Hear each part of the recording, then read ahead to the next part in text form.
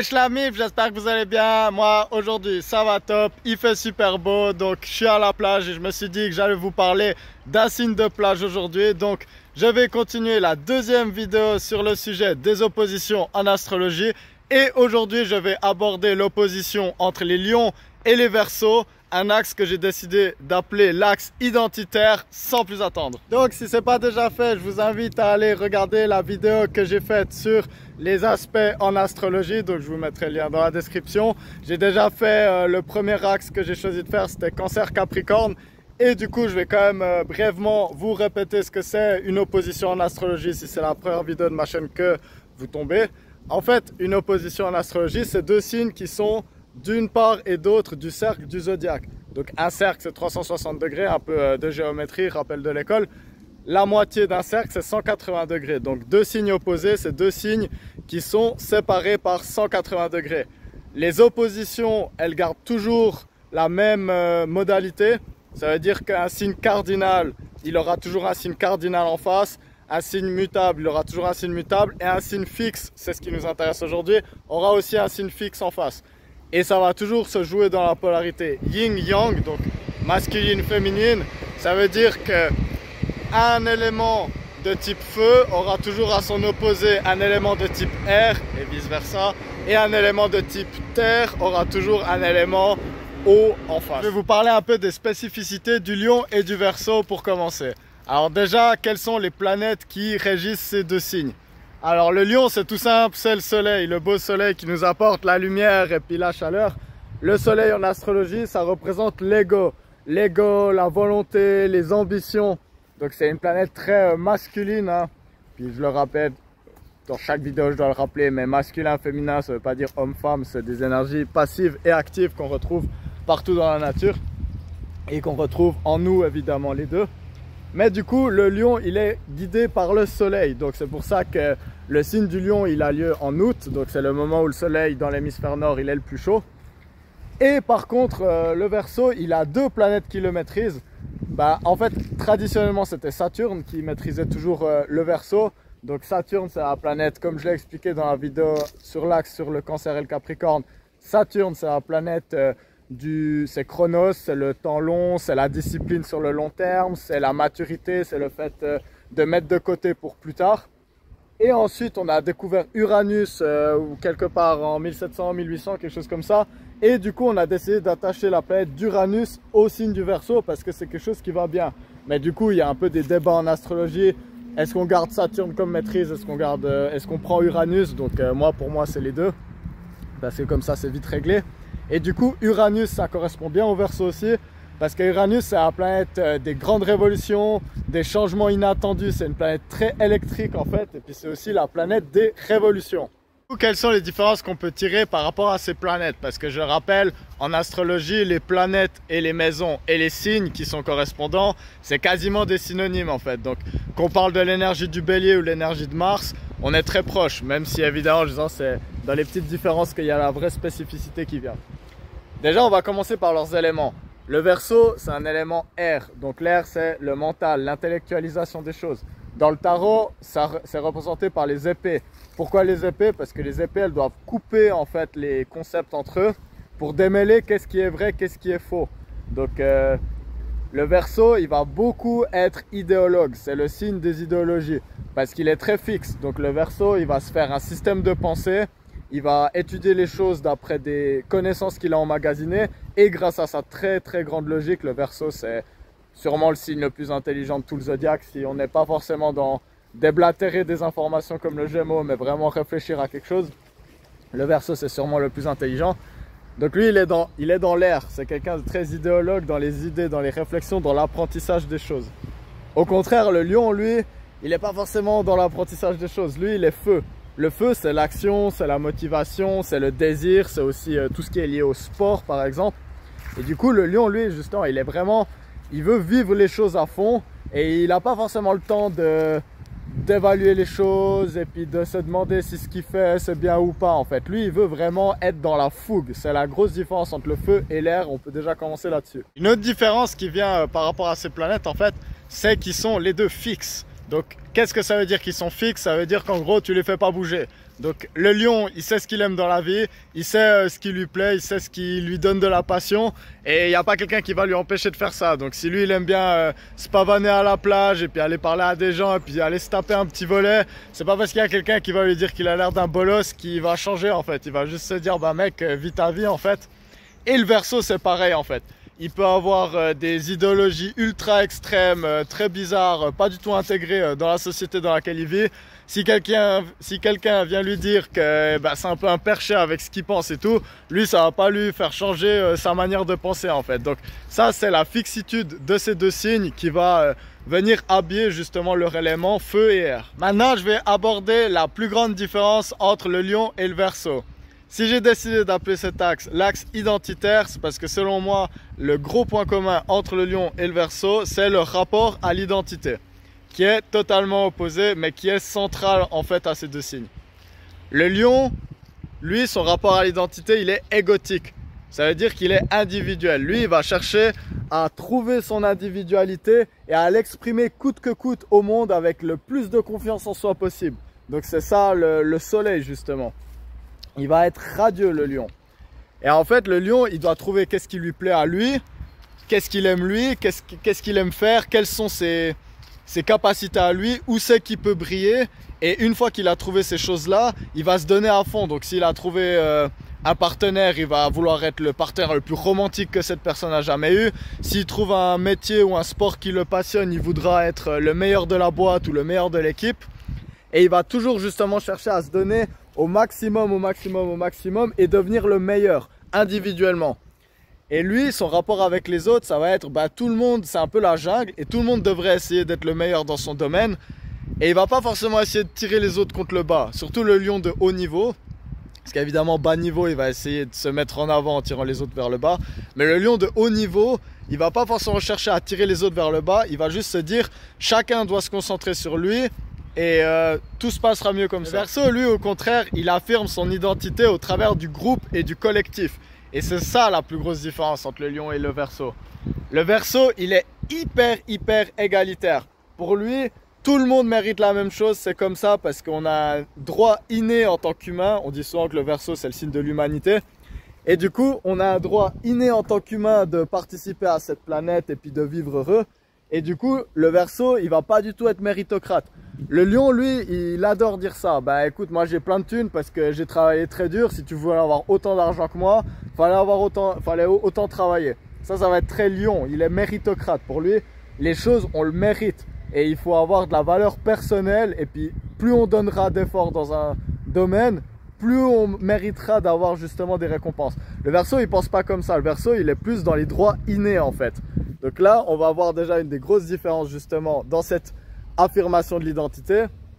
C'est le lion, il est royaliste, ou Napoléon, il était lion par exemple, Louis XVI, il y a plein de lions qui étaient des rois ou des empereurs ou comme ça.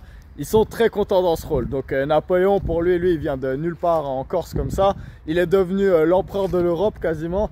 Pour lui, il le méritait, c'est comme ça, il a travaillé dur, il a fait ses trucs, il est allé au combat, il a mené ses troupes à la victoire et du coup, il méritait sa place. Au contraire, les Verseaux, ils vont être beaucoup plus communistes, justement. Donc, mais ça peut se rejoindre dans le niveau dictateur, hein, on va le dire, mais j'en reviendrai plus tard là-dessus. Les Verseaux, pour lui, justement, il n'y a pas de mérite, en fait, parce que le mérite, ça va être hyper subjectif, donc ça, c'est son côté mental. Le mérite, il va être subjectif selon, justement, quel est le système de valeurs dans lequel on s'accorde. Donc, typiquement, un Verseau, si on lui parle de Napoléon, on lui dit, même Napoléon, il a mérité d'être empereur, t'as vu tout ce qu'il a fait? Le Verseau, il va dire oui, mais bon, il a tué des gens pour arriver au pouvoir, il a fait des coups d'état, il a fait des trucs comme ça. Et c'est pour ça que le Verseau, il n'est pas du tout méritocrate. Parce que pour lui, il faut que tout le monde ait la même chose. Parce que les systèmes de valeurs, ils sont tronqués justement par notre culture et ce genre de choses. Et le Verseau, il est tellement humaniste qu'il ne va pas se laisser tromper par la culture de juste son pays, par exemple. Tandis que le lion, il va être très attaché à cette identité-là. Du coup, comme j'ai dit aussi, cette sélection du clan, elle va être assez importante parce que le lion, il va avoir un clan beaucoup plus fermé en fait. On le sait, le lion, il a des amis, mais il a sa tribu en fait un peu. Puis ça va être une extension de son individualité. Par exemple, sa famille, le lion est très familial aussi. Donc le lion, il va protéger sa famille et ses meilleurs amis comme si c'était lui, une extension de lui. Il a quand même une petite extension au travers de son ego. Surtout, il va les protéger lui il va vouloir avoir sa place dans le groupe. Dans le groupe il va vouloir être le meilleur. Mais si quelqu'un d'un autre groupe essaye de venir challenger quelqu'un de son groupe, il va avoir l'identité de son groupe avant tout, de son pays par exemple, ou de son village, ou de son équipe de foot, ou j'en sais rien. Le Verseau, lui, pas. Le Verseau, il aime pas les groupes. Il aime pas qu'il y ait juste un groupe d'amis comme ça, et puis que par exemple on dise ah non mais lui, c'est pas un ami à nous depuis toujours, on va pas l'inviter à la soirée. Le Verseau, pour lui, tout le monde a le droit, et puis il faudrait essayer d'intégrer tout le monde. Le Verseau, il intègre beaucoup. Du coup, de la même manière, en fait, s'il y a un leader dans notre village qui est un sacré bâtard et un sacré trou du cul, et qu'il y a un gars d'un autre village qui vient et que le leader de notre village il le défie, ou j'en sais rien, je vous fais un peu un cas de figure, le Verseau il va pas forcément être pour le leader de son village s'il trouve que c'est un con. Il va très bien pouvoir avoir plus d'attache pour le mec qui vient d'un autre continent, qui arrive dans le village et qui veut se faire une place, plutôt que pour le gars qui est déjà établi là, même s'ils ont la même couleur de peau, la même langue, la même religion et tout. Le Verseau, il est vraiment humaniste d'un point de vue global. Probablement même que s'il y a des extraterrestres qui venaient sur Terre, le Verseau, il les accueillerait de la même manière que les humains. Quels sont leurs points communs? Je suis déjà venu sur la fixitude des deux signes, donc ça c'est un point commun, évidemment, ils sont très déterminés et puis ils ne se font pas influencer par les autres personnes. Mais on va donner un autre point commun extrême entre le Lion et le Verseau. C'est qu'au fond d'eux, le Lion et le Verseau, ils veulent les deux être reconnus comme quelqu'un d'unique. Donc ça va être ce qui les rejoint et ce qui peut faire que des fois on peut confondre un Verseau ou un Lion. Par exemple, je vous donne deux petits exemples. Cristiano Ronaldo, Michael Jordan, ils sont un des deux. Je vous laisse deviner lesquels. Ils sont les deux Verseaux, donc on n'aurait pas forcément pensé. Ça triche un peu parce qu'ils ont les deux du Lion dans leur thème astral.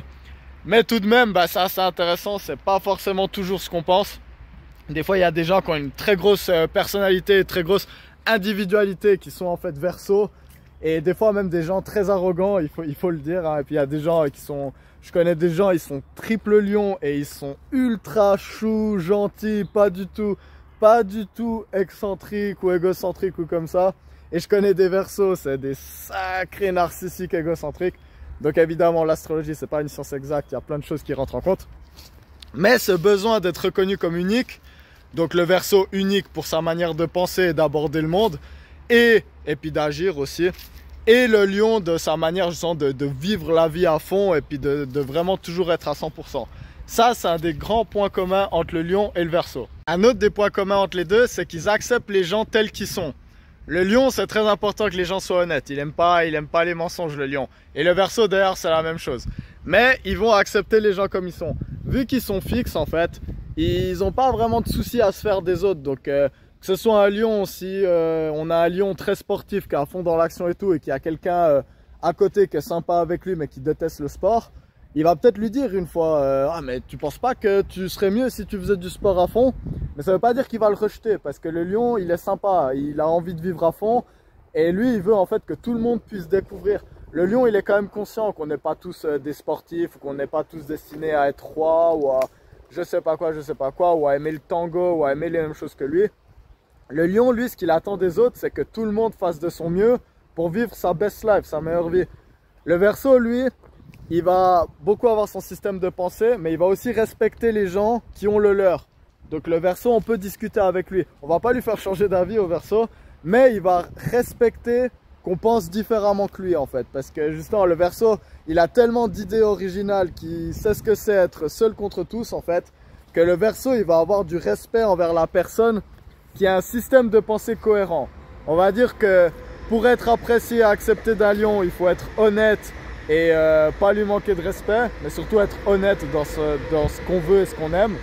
Pour le Verseau, il faudra être plus cohérent en fait. Donc lui, il va aimer les gens qui pensent différemment que nous, mais il ne faut pas avoir trop de failles. Penser une fois ça, selon la situation ça, et il va vous le pointer du doigt directement parce qu'il est trop intelligent le Verseau. Mais il va accepter qu'il y ait des gens qui pensent pas pareil que lui, et il va même vous apprécier si vous arrivez à le challenger ou à défendre votre avis face à lui. Je vais finir cette vidéo par qu'est-ce que ces deux signes peuvent s'apporter l'un l'autre mutuellement. Donc si on commence par le Lion il peut apporter son feu au Verseau. Donc qu'est-ce que ça veut dire? Le Verseau, souvent il est bloqué là-dedans. Il va être dans ses idées, il va réfléchir, il va avoir des idéaux, il va se dire oui, blablabla, bla bla, le capitalisme c'est très mal. Donc nouveau, hein, le Verseau c'est souvent des signes un peu altermondialistes comme ça. Donc le Verseau il va dire ouais, le capitalisme c'est n'importe quoi. Et puis moi je suis totalement vegan, je mets même pas des chaussures où il y a du cuir dessus. Et puis moi ça je fais pas parce que c'est pas bien, ça va pas dans mon système de valeurs. Et puis ça je pense que c'est pas bien parce que ça pollue. Et puis moi je pense que les humains on est des bouffons parce qu'on pollue. Le lion, ce qui va lui permettre en fait, c'est par sa joie de vivre, sa bonne humeur et puis par vraiment le fait qu'il transpire l'action. Ce qui va permettre de faire le lion en fait, c'est qu'il va permettre au Verseau de sortir de sa tête et de profiter un peu de la vie. Parce que c'est vrai que le Verseau, des fois, quand il est trop dans ses idéologies, là c'est le fait d'être gouverné par Saturne, il va se mettre trop de restrictions en fait. Et il aimerait que tout le monde les mette aussi, mais il va surtout se les mettre pour lui. Du coup, le lion, c'est un truc qui va permettre de faire au Verseau, c'est qu'il va lui permettre de vraiment lui dire t'inquiète pas, il n'y a pas de souci à des fois juste pas toujours essayer d'être à fond idéologue et puis de faire toutes les choses moralement correctes. Des fois, c'est bien aussi de juste un peu s'amuser quoi et de prendre du bon temps. Parce que le lion sait très bien faire. Et aussi le lion, ce qu'il peut apporter au Verseau, ça va être de l'affirmation de son ego. Donc les Verseaux, souvent, ça va être des gens super originaux, super intelligents, qui ont beaucoup de projets, beaucoup d'idées, qui aiment bien faire les choses différemment. Mais des fois, ils vont avoir peur de le montrer. Ils vont avoir peur de partager leur travail, de partager leur art ou ce genre de choses. Ou de, par exemple, si c'est au travail, de demander une augmentation, j'en sais rien, quelque chose, c'est des choses. Le Verseau, il est très mal à l'aise avec ça, il n'aime pas du tout tirer la couverture vers lui. Et du coup, le lion peut l'aider à ça. Peut l'aider à lui dire, le lion il peut venir comme ça avec sa vibes de lion et lui faire genre mais mec moi je suis un bolos et puis je suis vraiment beaucoup moins intelligent que toi et tout, mais je sais pas, j'ai pas peur de vivre et tout, et puis c'est cool, les gens ils aiment bien en fait, il y en a 2-3 qui jugent mais la plupart en fait ils sont contents, ils rigolent. Et du coup le lion il peut permettre au Verseau de lui dire hey mec Verseau ou meuf Verseau, t'es trop intelligent, t'es trop unique, tu devrais plus te montrer, lance ta chaîne YouTube, partage tes dessins sur Instagram, fais quelque chose, vraiment les gens ils pourraient aimer. Et là-dessus le lion il peut décoincer le Verseau. Du coup vous l'aurez bien imaginé, le Verseau c'est l'inverse qu'il peut apporter au lion. Donc le Verseau il peut regarder le lion, il peut lui faire écoute mec c'est bien beau de faire le kéké sur la plage, mais tu veux pas lire un livre une fois un peu te renseigner et tout, parce qu'il y a quand même des choses, des sujets, c'est quand même assez important de connaître. Et puis sûrement que si tu avais un peu plus de connaissances autour de ce feu, tu arriverais à encore plus attirer l'attention vers toi comme tu aimerais le faire.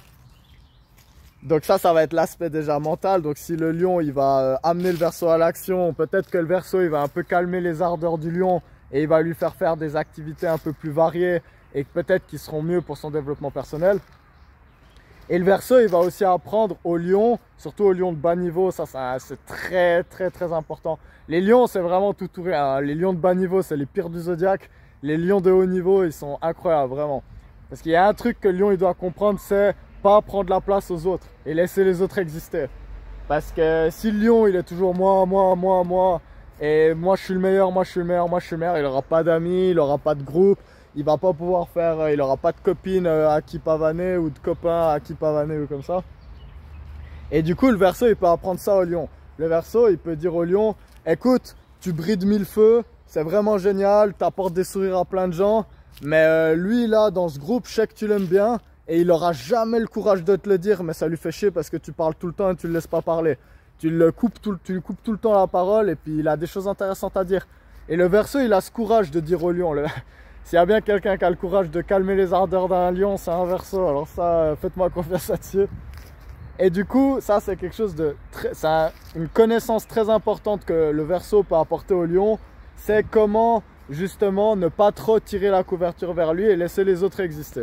Voilà, c'était la vidéo sur l'opposition entre les lions et les Verseaux. J'espère que vous aurez aimé cette vidéo et j'espère qu'elle vous aura appris un peu plus à distinguer les différences entre les Verseaux et les lions et aussi à comprendre leurs points communs. Comme j'ai dit dans l'autre vidéo, je trouve que c'est toujours intéressant justement de regarder ces oppositions parce que, en tout cas moi, ça m'a aidé à comprendre les spécificités justement de ces énergies différentes. Je me réjouis de vous retrouver pour les 4 prochaines vidéos sur les oppositions en astrologie. D'ici là, j'espère que vous vous portez bien, que vous vous amusez, que vous lisez des livres pour développer vos idéologies et que vous faites un peu le kéké sur la plage parce que c'est important en été. Je vous fais plein de bisous et moi, je vais à la plage, vous savez ce que je vais faire. Hein. Allez, ciao, ciao!